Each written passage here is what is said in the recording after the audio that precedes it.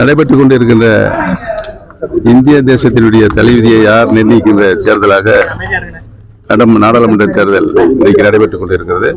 10 ஆண்டு காலம் ஒரு சிறப்பான ஆட்சியை தந்த மாண்புமிகு பாரத பிரதமர் திரு நரேந்திர மோடி தான் 3ஆம் முறையாக பிரதமராக வர வேண்டும் என்ற இந்தியா முழுக்க இருக்கின்ற பொதுமக்கள் கருத்து தெரிவித்திருக்கிறார்கள் என்பதை தெரிவித்துக் கொள்கிறேன். அதை உறுதியாக 3ஆம் முறையாக மாண்புமிகு பாரத பிரதமர் தான் இந்திய திருநாட்டினுடைய பிரதமராக வருவார் என்பதை தெரிவித்துக் கொள்கிறேன்.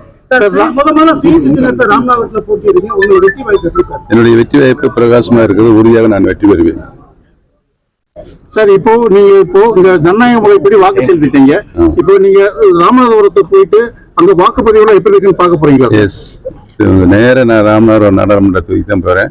6 சட்டமன்ற தொகுதியில் பார்த்து விட்டு வருவேன். முதலா இந்த மக்களவை தொகுதி தேர்தல் களம் காண்றது எப்படி சார் இருக்கு?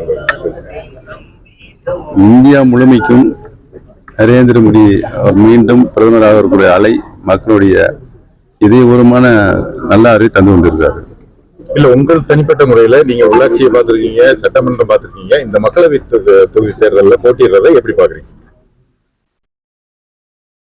நாடாளுமன்ற தேர்தலில் நான் போட்டியிட முடிவெடுத்தது அனைத்து இந்திய அண்ணா முன்னேற்ற கழகத்தினுடைய உரிமையை மீட்டெடுக்கின்ற குழு எடுத்த முடிவு. அதன்படி நான் போட்டியிடுகின்றேன் என்பதை தெரிவித்துள்ளேன்.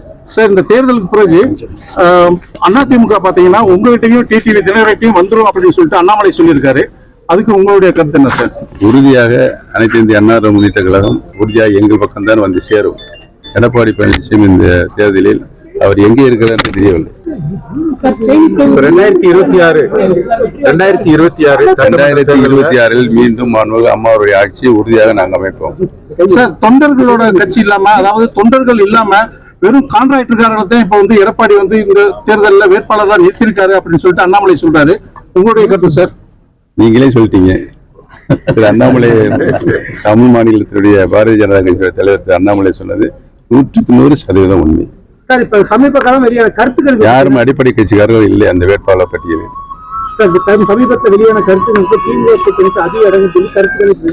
கணிப்பு அத்தனையும் பொய்யாக்கும் தேர்தலாக இந்த தேர்தல் இருக்கிறது. உறுதியாக தேசிய ஜனநாயக கூட்டணி தான் உறுதியாக மாபெரும் வெற்றி இந்தியா முழுமைக்கும் பெறும்.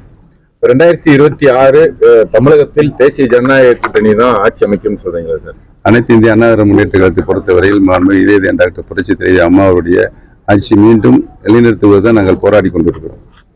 ஓகே சார், நன்றி சார்.